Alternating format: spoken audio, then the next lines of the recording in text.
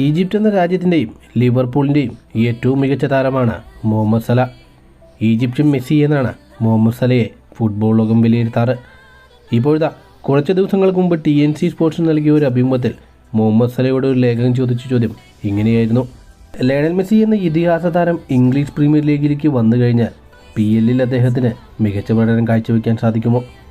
തൻ്റെ മികച്ച കാലഘട്ടം മുഴുവനും ബാഴ്സലോണ എന്ന സ്പെയിൻ വമ്പന്മാരുടെ കൂടെ കളിച്ച ലയണൽ മെസ്സിക്ക് ഇംഗ്ലീഷ് പ്രീമിയർ ലീഗിലേക്ക് വന്നാൽ ഇവിടെ ശോഭിക്കാൻ കഴിയുമോ? ഉടൻ തന്നെ മുഹമ്മദ് സല അതിന് ഉത്തരം പറഞ്ഞത് ഇങ്ങനെയായിരുന്നു: ലയണൽ മെസ്സി ഒരു ഇതിഹാസ താരമാണ്.